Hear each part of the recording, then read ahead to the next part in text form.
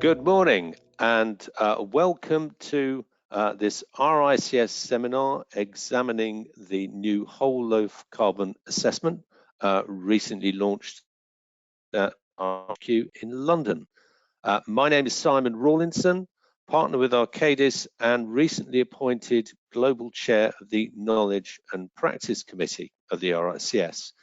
My role today is to chair this event. I'll shortly introduce you to our expert panel of speakers and hopefully to field a vast number of questions from the audience. We're anticipating significant level of interest, so I'll be the one who has to make the choice of the questions which are asked.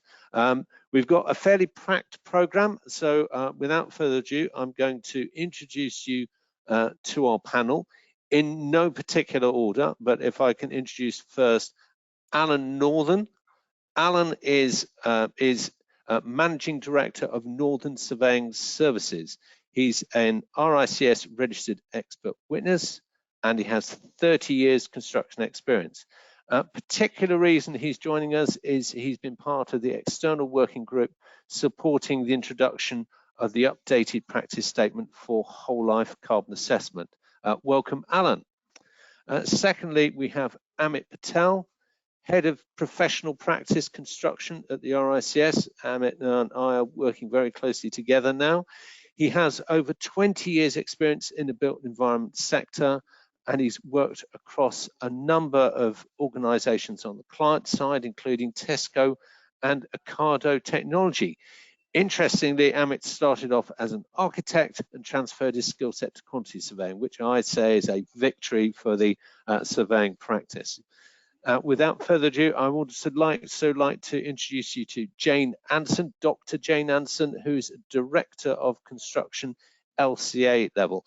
Jane is a co-author of the updated professional statement on whole life carbon, and she has 25 years experience in the assessment of embodied carbon and life cycle assessment.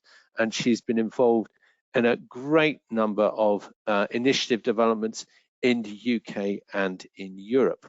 And finally, and I'd like to welcome Christopher Seymour, Head of Strategy Investment of Mott MacDonald, Middle East, Africa and South Asia.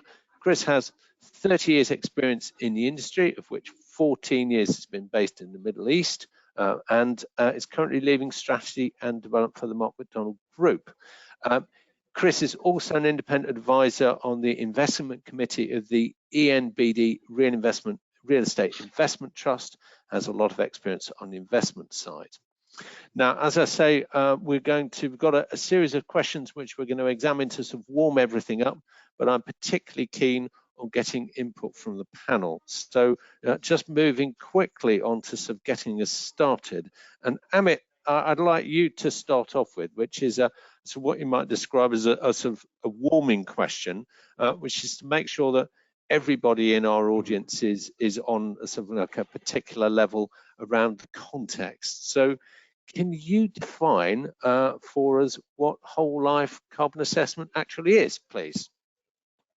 Thank you, Simon. So I'm going to try and explain this in the best way that I can do from a surveyor's point of view. So a whole life carbon assessment is often referred to as an analysis or an assessment. It's an evaluation of the kind of total emissions associated with a product, building, infrastructure throughout the whole life cycle. So the assessment not only considers the operational carbon emissions that's generated from the use phase, but also the embodied carbon as well. So these are associated with the manufacture and the transport of construction materials. And eventually it looks at the end of life cycle. So it looks at the demolition of the existing structure. So we look at it from kind of cradle to grave, but then also looks at encompassing of the duration as well. So when we look at the understanding of whole life carbon, it actually provides a holistic view of the carbon footprint from the products or from the project, and it just goes beyond measuring what we currently do at the moment from the operation point of view.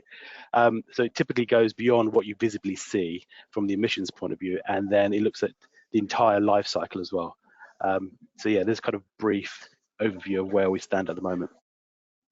Thank you very much, Amit. Now to bring everybody in, and before we get to look at the standard in detail, I'd like each of you, starting with Jane to give an example, a practical example of decarbonisation in the built environment sector and how that actually might affect the outcome of a whole life carbon assessment. So Jane, over to you first.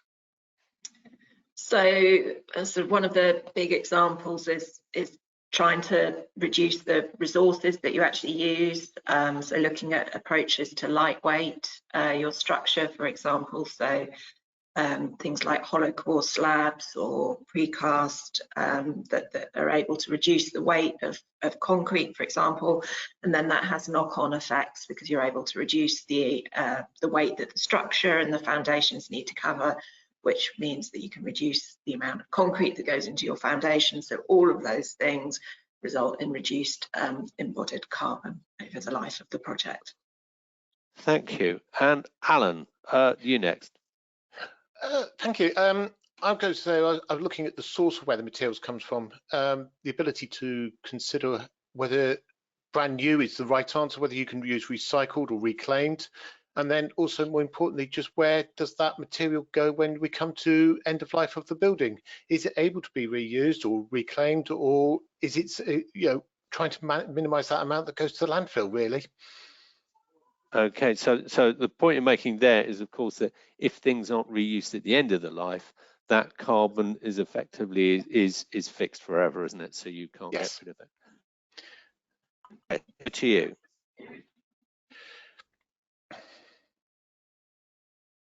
Chris, can you hear us? Sorry, yes, I thought you said Amit then, so my mistake. Good morning or good afternoon, everybody from the Middle East. Something that's pretty big news here really is around how we're going to use the technology around green concrete, and this is the WLCA is going to be a really welcome tool around in this space, so that we can actually calculate the real difference it's going to make at the beginning of that asset creation.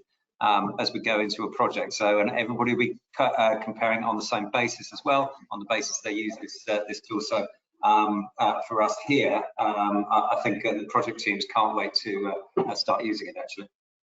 Okay, and finally, Amit, you to wrap up in terms of that. Thank you. I think we look at source. So if we look at starting to decarbonisation the grid itself, to look at alternative fuel sources. So we've heavily relied upon oil and gas as being the main source of our energy usage. So obviously there is this green transition that's happening, but I think it needs to be a lot quicker, a lot smarter, and using technology to help us along that.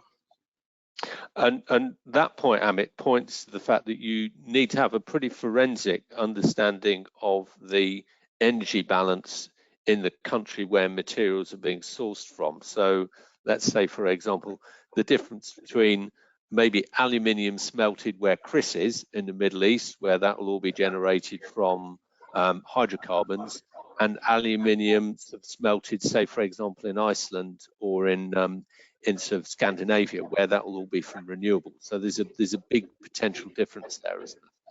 Okay, so now sort of like drilling down a little bit into the standard, and Jane, if I can ask you to address this one, what are the particular features of the 2023 standard that the audience needs to be aware of? And in particular, how do they add value to clients and practitioners? So the biggest change is the inclusion of infrastructure projects into the scope of the standard. So the previous one was directed at buildings, and this one has been much clearer about how you could also assess infrastructure projects. So that's a big advantage there in terms of consistency, and consistency is something we've really focused on and trying to ensure that people that are undertaking compliance assessments will be producing much more consistent assessments. And as part of that, certainly for the UK, we've provided much clearer defaults so that it's much more likely that projects will be using similar data for assessments, and then that we're able to do things like benchmarking much more readily, because we've got confidence that the data comes from a kind of common methodology. And as part of that, we've linked very closely with the Built Environment Carbon Database, the BECD, which is actually being launched today, unfortunately. But we've worked very closely to ensure that assessments that are undertaken using the new methodology can go directly into the BCD, and that indeed that's the kind of intention, is that this is the methodology that's used for the BCD, but that will then give us access over time to much better data about the impacts of different types of building that we can then use in early stages to kind of inform decisions again. So it's a lovely kind of circular process, that the more data that's actually done using the methodology now, the more information we'll have to be able to do early assessments and make the decisions then that really inform reduction in embodied carbon and operational carbon. The other things I wanted to highlight, we've been much clearer about how to assess refurbishment and retrofit projects. When you were asking about some of the best ways to reduce embodied carbon or whole life carbon, using existing structures, not actually building if you don't need to. If you can use an existing structure or an existing building and refurbish it, that's much the best way of reducing whole life carbon. And we've been much clearer about how to go about those assessments. It may come up later, but we've worked very closely with things like ICMS so that you can actually integrate your whole life carbon and your costing assessments. So that should be really useful for quantity surveyors. We've integrated decarbonisation of the whole, kind of not just operational energy, but also the kind of materials going into the future, and got consistency, or provided a consistent way of doing that should be useful.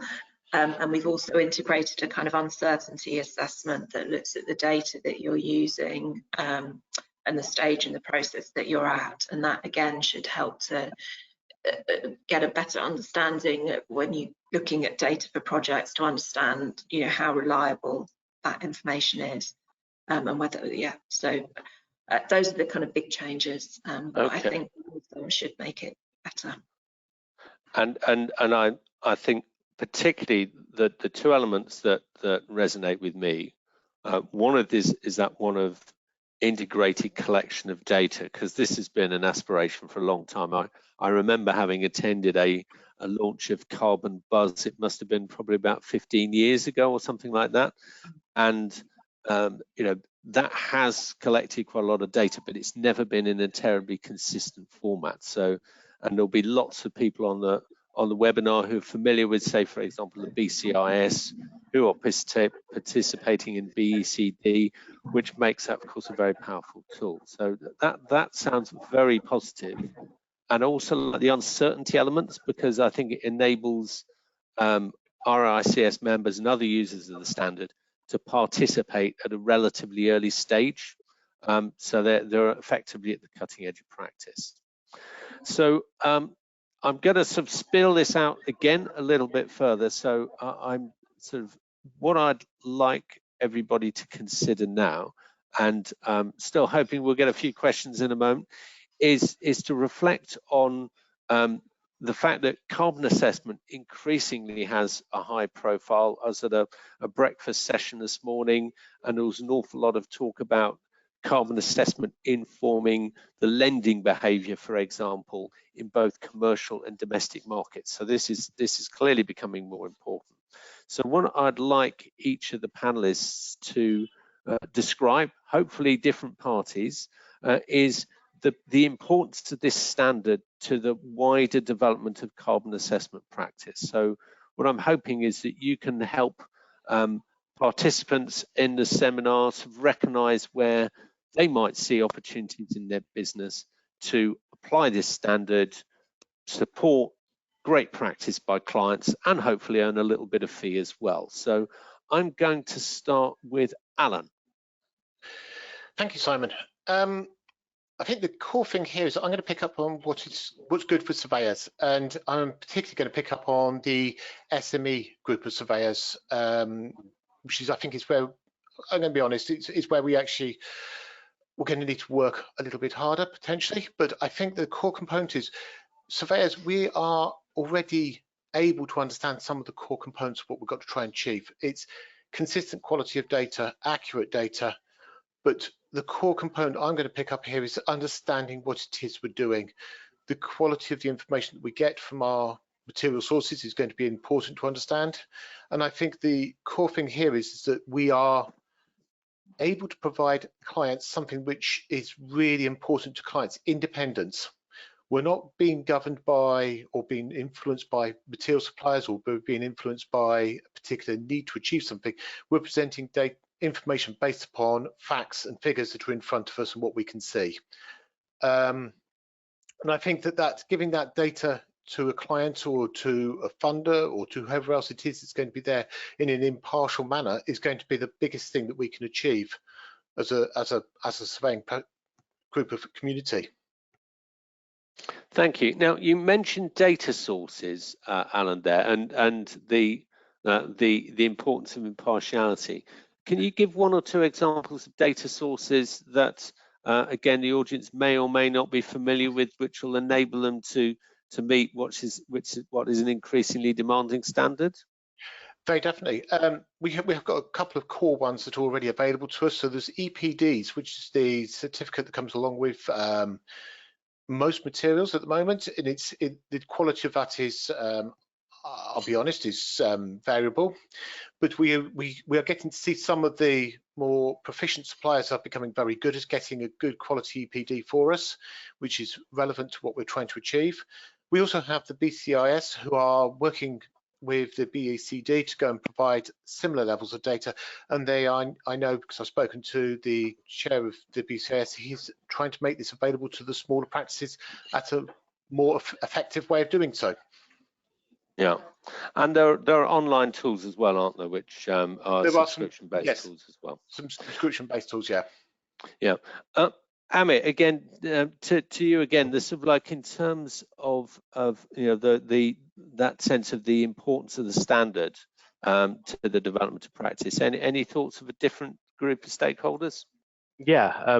So just to kind of make it relevant, so as soon as after launch, received quite a few number of comments and emails regarding the use of whole life carbon assessment, and one of them was an international based client from a government body in a development of, I think, a 12-story residential and commercial units that they were developing.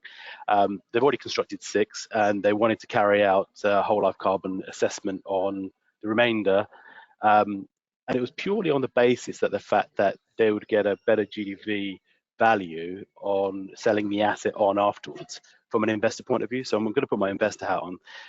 They looked at the fact that actually what could this give us from a financial point of view, and they thought that actually by doing a whole life carbon assessment, by making sure that they actually carried out the assessment and made sure they had the recommendations to put, I wouldn't say put right, but go back and look at the design and change the design and look at it in more from a carbon efficient point of view. They were linking this back into the investor market, so a higher quality build with a lower emission building was equating to a higher GDV value. Okay, and that's an example there where actually what you might describe as independence, accuracy, and consistency of assessment is really important, because what you want there is your developer wants to be able to go to the investor market and be certain that what you're describing there is the absolute value rather than a relative value. So the absolute element is really important. Now, Jane, when we talked about this earlier in the week, you mentioned areas like planning, for example, didn't you? Where that's a really important area where carbon assessment is becoming mandatory. So that therefore creates a very big market for surveyors and other sort of and other advisors.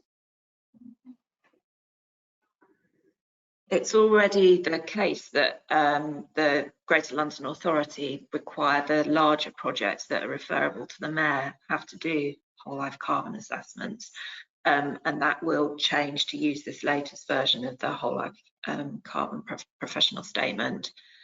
We also see it, we know smaller councils within London, so Westminster, are using it for larger schemes that might not be referable.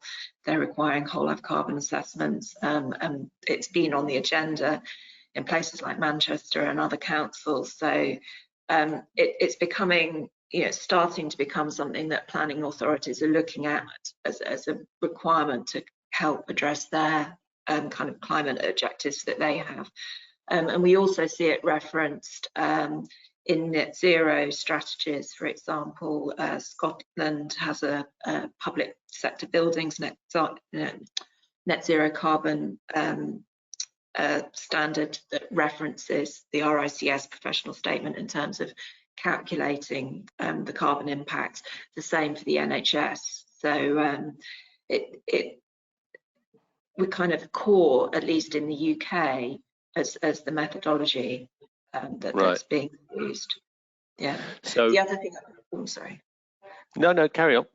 Well, I was just going to say the other place where it's relevant is outside of kind of the UK and Europe, where these methodologies, there are standards that exist, as in kind of international standards or European standards. But I think that the whole life carbon professional statement is a much more, it basically takes that and makes it much more kind of usable, if you like. There is a little bit of work that you would have to do in finding kind of information on transport and some of the information that's UK specific in the guide to use it outside of the UK. But it's certainly the kind of a really good way of kind of starting to do these assessments outside of Europe. And that's actually a very helpful prompt, Jane, because Chris, just obviously you have a perspective of what's going on in the Middle East, and Jane, you're right, that the standard has been described not as necessarily as a global standard, but as a standard that helps a global application. Chris, are you able to sort of expand on that a little bit in terms of what that means from a practical basis operating in the Middle East? Sure, and I think it'd be worth actually just touching on the point that you picked up actually to start with, Simon, and that's really around the finance angle. Certainly, the across the world, asset owners are needing to, if you like, decarbonise their portfolios, and banks and lenders are looking to decarbonise their loan books. And don't forget that a lot of those loan books have very long tenor deals on them, so they already include some hydrocarbon projects, and so the need to actually get to more climate positive projects is really relevant. We haven't yet really seen it get into the credit teams, but at such time it does, this is going to be something that the developers are really going to feel. Now they are having to quote carbon tonnage in their loan applications, and they say to me that sometimes we may put a figure down that we've kind of assessed. Don't get much pushback from it, but I think we're going to see that change, and that was certainly something that was picked up here in a big way. So I think there's going to be, on that particular point, I think we're going to get to the point where a standard assessment for whole life carbon is vital, and this is the tool that can do it. Turning to your question around the international scope of this assessment, I'm quite optimistic about it. There's no doubt it is UK focused. And I think some of those, whilst the practicalities of the assessment can be undertaken, some of that benchmarking that's going to come out in the BECD is not going to be quite so relevant to the projects here. But actually, this is not a new problem. Already, we're counting carbon out here, and we are having to rely on some, I guess, assessment of some of the EPDs that, for example, we may get from the UK or other parts of the world, and actually make some sort of assessment on how accurate that is. But still, we will come to an assessment of the carbon. There's guidance in the assessment of how to do that internationally. I think what we're going to see is we're probably going to see, if you like, a national treatment of the carbon databases. That's what it seems to be happening, certainly in the Middle East, or GCC, I could say. And so I don't think it'd be too difficult to integrate that into this this assessment. So I would say to practitioners just because it looks UK focused, don't give up on it, because it definitely gives a standardized way of measuring carbon over the whole life of the project. Excellent, excellent. So I'm going to start taking a couple of questions now from the audience, and have a question from Kiara. Thank you very much, Kiara.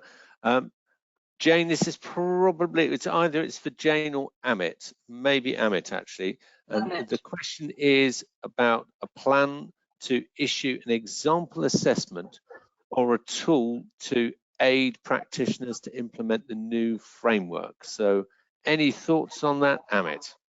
Yep, so at the moment we've got 9 months until implementation of the new standard. Doesn't mean that you can't use it now, but within that process at the moment we are undergoing a whole training and development to making sure that we have the competencies to do the actual work set out within the professional statement. So the RSS is underway of making sure that we have trained professionals or assessors in that point of view, and we're taking that step by step. So yep, very, very valid question. Yeah, the RSS is actually in the process of doing that. Thank you. Another question, and this is from Katie, and Jane, I think this probably one is for you. And I think this is a really interesting question. And Jenna, I think I'd like you to answer this from the perspective of explaining to clients, because the question is how does the standard align with other environmental assessment standards such as BREEAM or LEED? And obviously there's now a plethora of them. They're all doing different things. So Jane, how would you position whole life carbon assessment into that wider environment of standards? So within BREEAM and within LEED, there are credits for doing whole life carbon assessments or life cycle assessments. And as part of this update, we've actually worked very closely with BRE to make sure that we're actually very closely aligned in terms of the defaults and assumptions that we're using, so that we hope it will be the case that going forward, you'll be able to use this standard to actually get BREEAM credits for doing assessments. So it's an ongoing process because of the way that BREEAM updates and our publication schedule. But certainly we're working so that that is possible to do that. Yeah. Okay, thank you very much. We've got a few more questions that are building up. I'm just going to take us into a little bit further into the agenda, and we'll be coming back to those. So now I think what I'd like to do again, particularly I think Alan and Chris, I think are probably well positioned to deal with these ones. I'd like to explore the opportunity for RICS members in a little bit more detail. And I think this will actually respond to some of our Q&A as well. So what's the role of the surveyor, and what are the kind of tools that are likely to be made available to support them? So Alan, would you like to start on that? Sorry, just unmuted myself. Yes, thank you very much, Simon. I think the key thing here is that surveyors, we're already used to half of what's going to be required for doing a carbon assessment. We already do the measurement. We're already used to working with consistent rules for measurement. NRM is there. We understand the structure of how to present something in a format that people are going to be able to understand. We have the elemental breakdowns, we have the core information that's already available to us. We already do assessments of cost. We can predict it, we can understand it, we can analyze what is coming back to us from our supply chains, whichever way that happens to be, at whatever stage of the process we're in. And we understand how to apply fixed data. So in principle, we already have those tools to do a carbon measurement and assessment. And I think it's not necessarily a case of learning how to do a completely new skill. It's about expanding our already existing knowledge and training to develop it into a new skill set. And I think that it's taking away that sort of leap of faith. It is about understanding that we all have the tools. It's about using them in a slightly different way to make sure that we can provide what is the core needs of the practice standard, which is to be consistent, to provide accurate data that is reliable and it's transparent, and that we are following the structure of what is expected of us.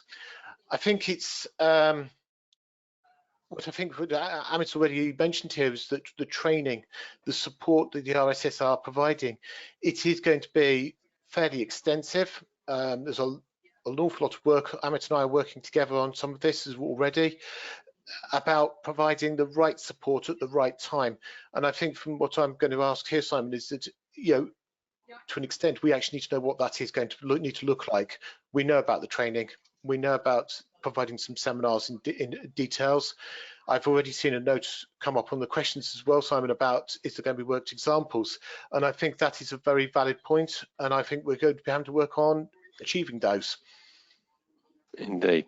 Now, Chris, from the outside, you have what you might describe as an investment and existing asset background. This is an area that you're interested in, and it strikes me that what you might describe as the area of practice where whole life carbon assessment pushes our RICS members into that they're probably less familiar with is going to be aspects of operation, asset management, and then of course the end of life elements as well. Do you have any thoughts about firstly how RICS members can familiarize themselves with what you might describe as the practical dimensions of asset operations so that they can complete those assessments appropriately?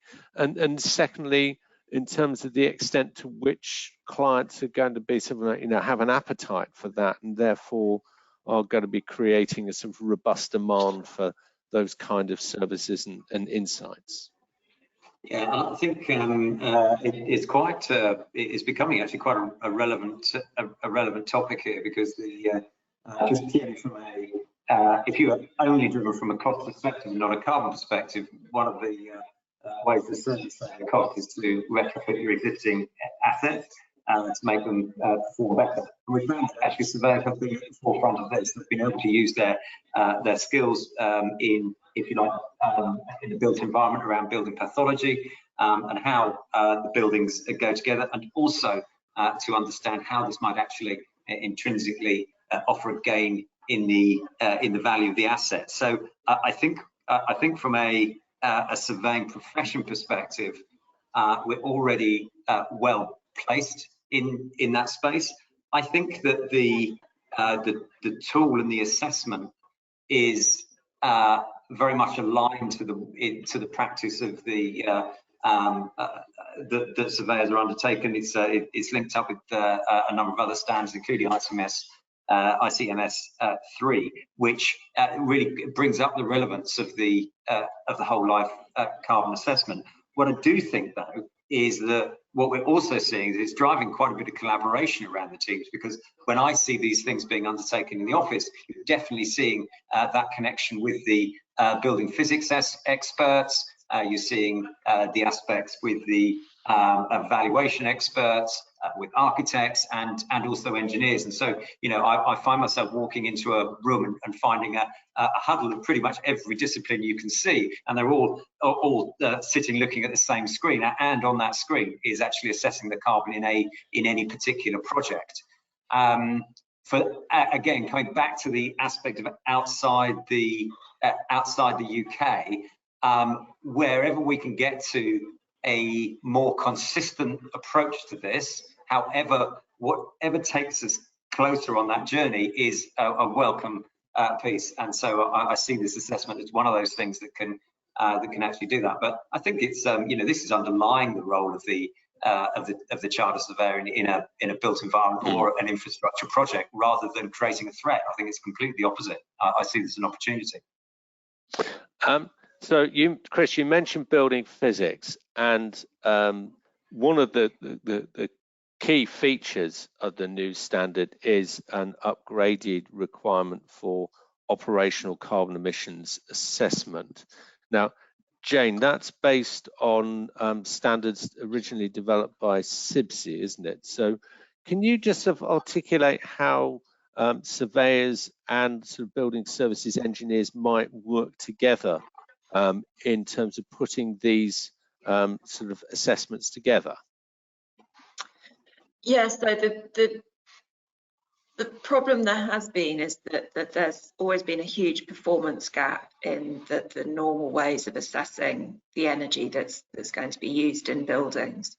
And what the standard has done for this iteration is to require that much more kind of detailed thermal modelling, more accurate thermal modelling is actually undertaken. So that isn't necessarily something that, well, it's highly unlikely to be something that maybe surveyors are going to be doing, but it will be important to integrate with that, because that gives you much more accurate understanding of the energy performance of the building, and thus the carbon impact that there will be over time for it. So it will, as Chris says, it will require kind of team working and integrating information from other people. And Amit, and I appreciate you're not prepared for this, so you're allowed to or ah a bit. That kind of multidisciplinary working, where you might have the surveyor as the lead consultant on a whole life carbon assessment. Is there going to be any sort of guidance around, say, for example, appointment documentation?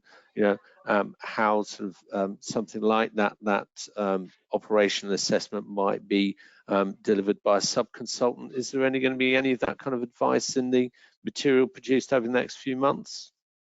So as a part of the kind of information and training that we're gathering at the moment, we're looking at what the roles are at the moment. So when does a client need to instruct a whole life carbon assessment? What is it that a surveyor needs to do in terms of what does this look like in terms of actually at what point do we carry out those assessments? So yeah, it's a very valid question about in terms of appointments. I guess you would appoint a QS to do his duties in terms of making sure that his measurements are correct, making sure the building's quantities are correct. This would just go alongside that to provide an additional service. So we're looking at this as an opportunity for surveyors to say, okay, well, I provide my duties and my services at the moment. This is an additional service that we can provide for clients alike. And it's not just making sure that surveyors are doing this particular role. It's an open field as well. So we're not making sure that it's open to all people within the industry as well. Okay, Jane. Just one other thing about why kind of surveyors are actually ideally placed for this. I mean, it's called an assessment methodology. It is about assessment, but actually what it's about is reducing whole life carbon. That's really what we're doing for us. No point measuring it unless you're actually trying to reduce it. And I think that's where there's a really key role for the quantity surveyor in understanding the implications of different things that could be done in much the same way as when you're looking at cost. And it isn't always straightforward. There are rules of thumb, but it isn't always the case that doing the thing that you think will solve the problem will solve it for your particular building. And so it is there's a kind of literacy that really, to be honest, you can only do it by doing it and learning and seeing what happens for different projects and understanding the likelihood of different things and actually trying it. But as a surveyor, you're ideally placed because you know what's the likely cost implication of this. You can calculate what the carbon implication is, and you're in the design team, you understand the project. If you're an external consultant, you get sent the drawings, you report back 2 weeks later, they've already changed it. So really, really, it is a really good. Yeah, I'd like to echo that, Jane, in terms of how we described it in the launch a couple of weeks ago about carbon being that fourth dimension. So we look at time, cost, and quality. This carbon becomes the kind of centric to that triangle to say, actually, when we are looking at costs, we are looking at carbon, we are looking at reducing carbon. So at that very inception phase, that kind of optioneering phase, we've got the greatest impact of making sure we are reducing that carbon for that scheme and for that project, for that asset. So when we're looking at that high level feasibility, we are producing data for that initially for a cost basis.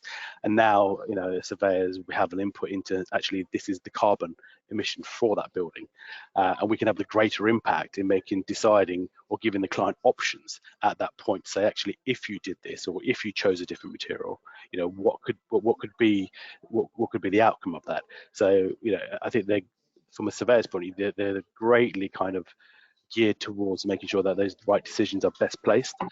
You know, you're offering a client advice on, you know, on time costs and all those aspects, and now you'd be saying, actually, well, if you carry out what you're doing standardly, the carbon is X. You can come back with another proposal saying, actually, if we chose a different material, if we went down this path, you know, you could start reducing that carbon, and that's where I think the biggest impact is, Jane, in terms of that optioneering phase, to make sure it's captured right up front when you are taking on a project, when you are doing the feasibility. Yep. Okay, thank you. Now, just a couple. Now, Chiara, I think you asked another question around guidance to design teams, and I hope those responses have helped that. Now, I have an interesting question. This was a while ago from Andy. Now, it's quite a practical question, and I think, Alan, you're probably the right one to answer. But it does present a rather interesting conundrum, which is, Andy says that, okay, the standard is going live next year, 1st of July. The BECD, which we'll talk about in a moment, is live now, and he observes that the application of the standard in terms of things like contingency, uncertainty, and such like, new measures of embodied carbon associated with electrical infrastructure, is going to give a higher carbon figure based on the new measurement methodology than was the case previously. And I guess my question firstly is because that something that, if that's the case, then it needs to be understood. And secondly, it was a thought of, well, what's the implication then for sort of, you know, reuse of existing benchmarks, say for example the ones that are applied by LETI or by the GLA in terms of their current planning thresholds? It's a fantastic question, Simon. I think the critical bit here is that I think we've got to be mindful that any assessment that's done after the 1st of July next year will have to be done under the new standard. And I think we just need to be very careful and mindful that that is the expectations. I'm already aware of some of my colleagues that are doing assessments today under the new standard and are applying the new standard already.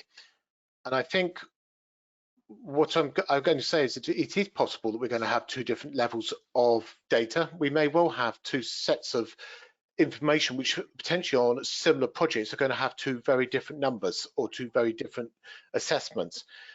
I think that the part is that going backwards to go forwards is not the right answer, but I think we need to go and look at it and be acknowledging that we have got a very different set of standards that was originally published in 2017.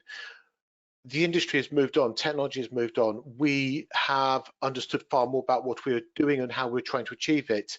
And I think what we're going to have to just accept is that we are, as I say, we have got two different sets of data. Being mindful that when we put onto a project and we put it onto the BECD, I am very certain that my colleagues over there have already acknowledged that there is a date parameter on the data that they're collecting. So we will know which set of standards it's been put together against, and we can assess and make those adjustments. I think the more important part about it is actually being consistent with the new set of standards. If we are consistent with the new ones, we are going to improve over time the quality of the information. We're going to be able to give more clarity about whether the project that we're looking at is good or bad, whether we can do something, whether we can adjust something more intrinsically, because I know that the BECD is going to have more data behind instead of just saying it's X number of kilograms or tons per square meter for a different type of building. There's going to be more data behind it. So we can look at, for example, the external envelope of a building or the upper floors. And that is something which is going to give us a bit more clarity on where we are and why it's changed, say, from previous years. I'm not sure that I've answered the question, but I've probably given an awful lot of more information behind it. Jane, you might have more to add to that. I mean, I think that the big one that's often been excluded, for example, is building services. I mean, the 2017 guide said you should include everything, and you should use a cost kind of uplift if you didn't have data. So things should have been assessed, but potentially they haven't been. And that's, for example, one of the differences in BREEAM was their kind of underlying assessments didn't need to assess services.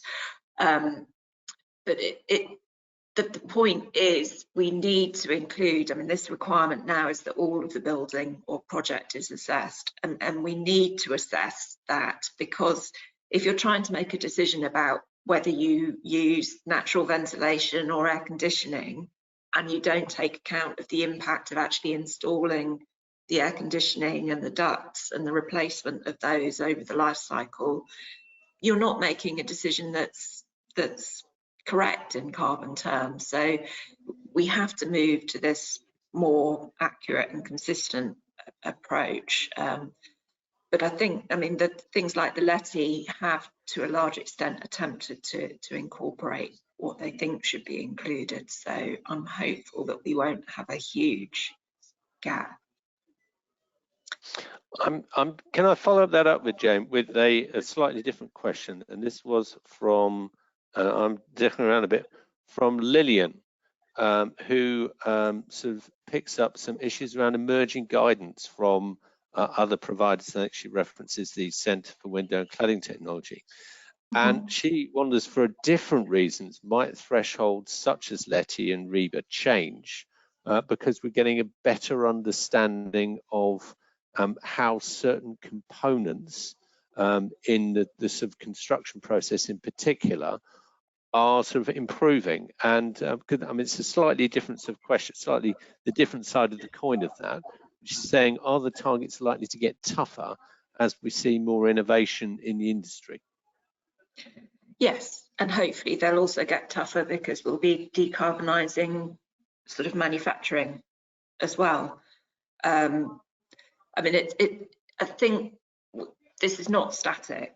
You know, benchmarks and targets are not going to stay the same because it's going to be possible to do more, I think. And we're going to start to understand, you know, what the potential is.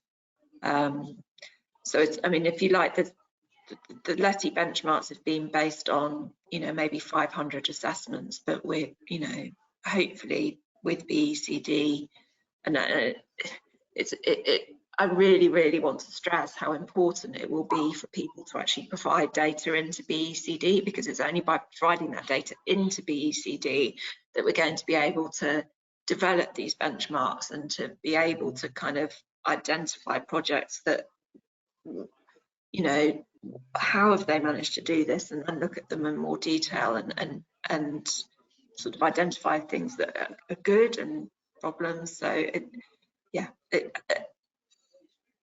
think you're right, Joe. We have to look at data. You know, data is pivotal in terms of what we do, and looking at it from, I guess, capturing that data and reusing that data. We have to realise ourselves that we are at an infancy stage at the moment in terms of gathering that data. Once we get that robustness come through from, you know, year after year, project after project, we can start building this library of carbon database, which is already out there. You know, it's just been, you know, all the data is out there. It's just been formulated in the right place in a consistent manner, and people have confidence in that. So once we get this, you know, circular kind of a project cycle coming through, and we start getting data through and filters back into the environment, we can then rely upon that data to say, actually, no, this is, you know, give or take 5 or 10% from that kind of feasibility level, we are actually right in terms of what the carbon emissions are at that feasibility stage, which is why they've got the contingency levels there. So once we get into a kind of tendering phase, we know what the manufacturers do, we know what the contractors are doing, right through the kind of subcontractor and the supply chain. And then, you know, once we get to the operation, it'll be kind of like, well, this is the final account. This is what the operation data, this actual data, and it's the actual data that then gets feed back through the machine and gets cleansed to say, actually, we used actual data to support the feasibility again for another project. So I think we have to be really mindful that, yep, you know, we have launched today with the BCD, but I think it's going to take a bit of time, but we will get there in terms of getting that and cleansing that data. But it all depends on. Sorry, no, it all depends on people participating and making sure that data feeds through. Yeah. I have a very specific question from Selin, and if you could answer this very briefly, because he asked about specific benchmarks and RICS or BCS role, and he was talking about hospitals. So is there any particular plan to create asset-specific benchmarks, or are they going to come, what you might describe, voluntarily from the industry? And you can do that on a yes or no basis, I think. I think it would come from industry, but hopefully with things like the NHS net zero strategy, which uses this approach, there'll be data coming through from that as well. Now, I'm going to come away from questions a little bit just to make sure that we cover a couple of things. And what I'd like to focus on briefly is what's going to happen over the next 9 months between now and the formal launch of the guidance as a professional standard. So what's your view on what people, the industry, clients, practitioners need to be doing over the next months, 9 months, to make sure that they're ready to carry out their assessments and to interpret data? And Amit, as a particular build for you, what kind of support will the RICS be providing? And I'm going to start with Alan. I was hoping you were going to start with Amit on that one.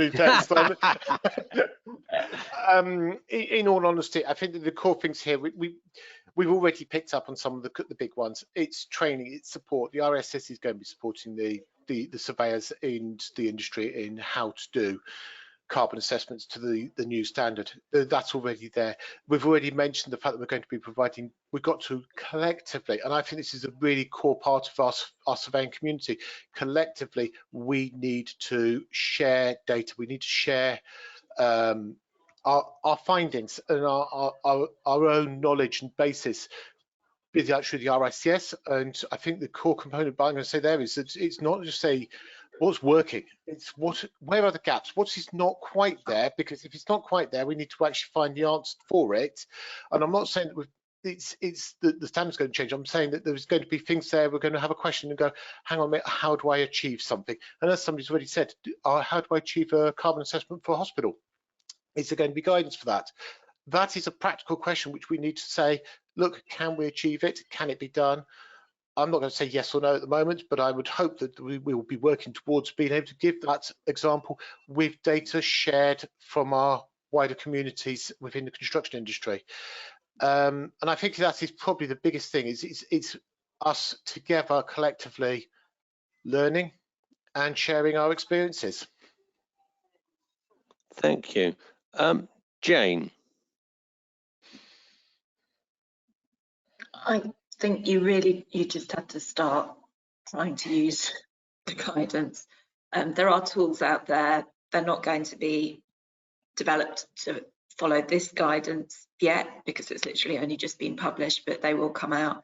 But yeah, start there are free tools out there. Just start simply trying to look at what changes, what different changes make, so that you've got that kind of background, and then hopefully when tools come out with this this version, then you can actually start to use it really on projects. And yeah. Chris, any further builds on that? I think I completely agree with Jane, is get on top of it, start using it. One thing I would say is don't underestimate the importance of accurately counting carbon in not just in an asset, but the whole life of that asset. It's going to become more and more stringent, and very shortly, particularly with the International Sustainability Standards Board, which has been taken on by the IFRS, this is going to regulate disclosures from companies. That's going to run all the way through their assets. So it's going to be a huge demand. It's suddenly going to switch on. And as I say, massive opportunity. But I honestly think we've all got some learning and all got some training to do.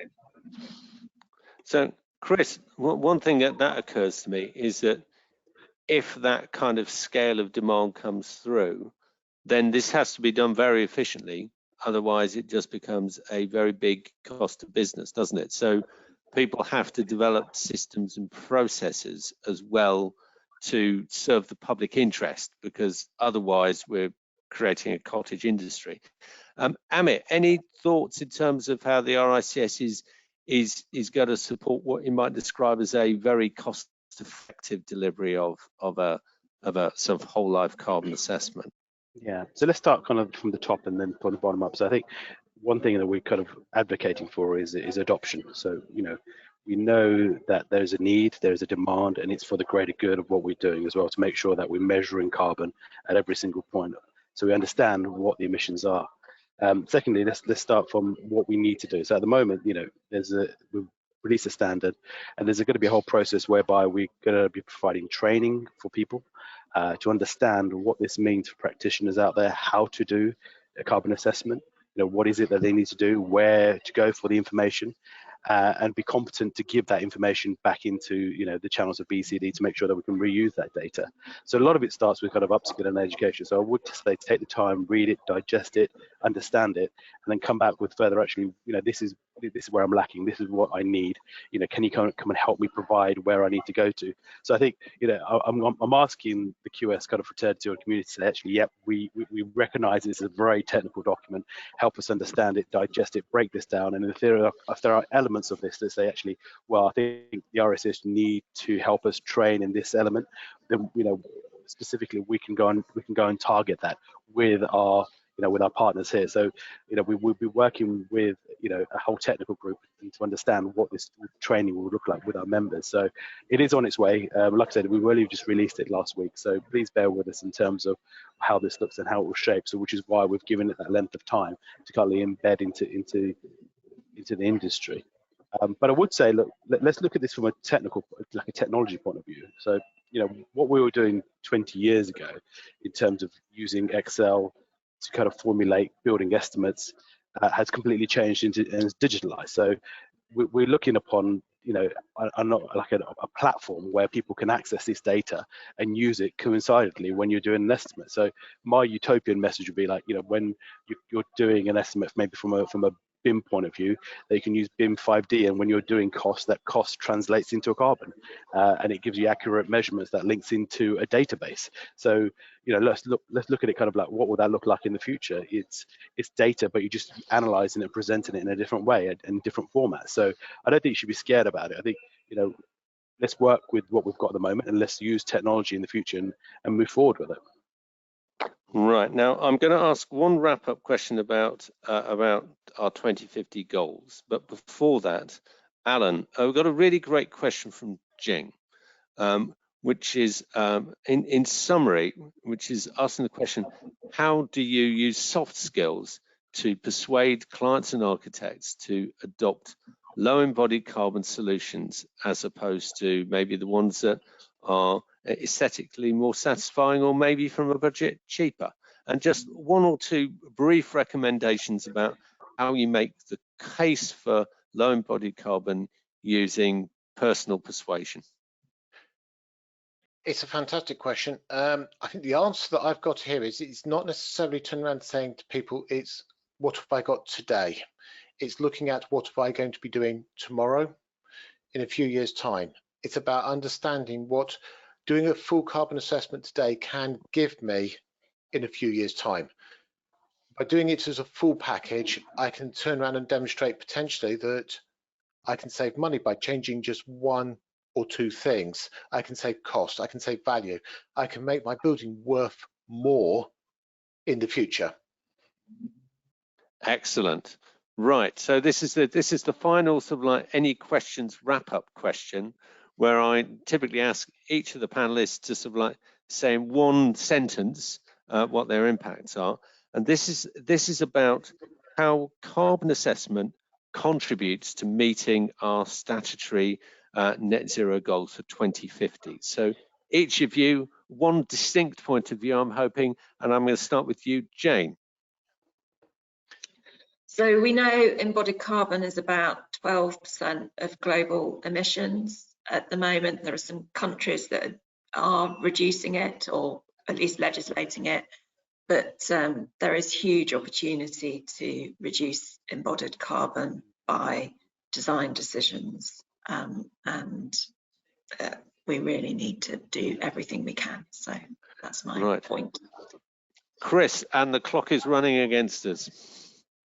Okay, very quickly, purely better informed project choices from what we build, where we build it, why we build it, and what we use to build it. Perfect. Amit.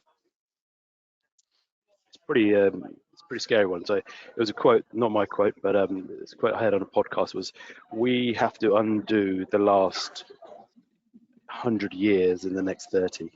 We are the best professions to do that. You know, yes, we are the largest emitters in our profession, but we have a moral obligation, you know, for our future generations. And I think this tool, or this assessment, will help. It's one step forward, I think."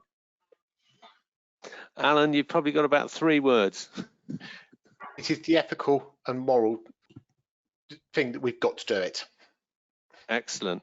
Well, on, I think, what was a very succinctly stated reason for doing this, regardless of any other professional drivers, it's in the public interest. I'm going to bring this session to a close. I'd like to thank Jane, Alan, Amit, and Chris for their very knowledgeable contributions.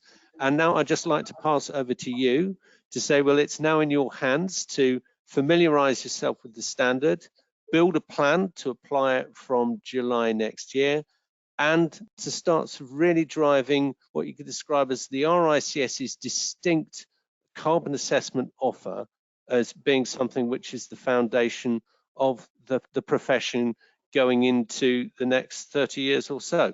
So I'm going to close it there. Thank you very much for your attendance, your interest. I'm sorry we haven't been able to answer all of the questions, but I hope we've given a rounded response to those that we've been able to cover.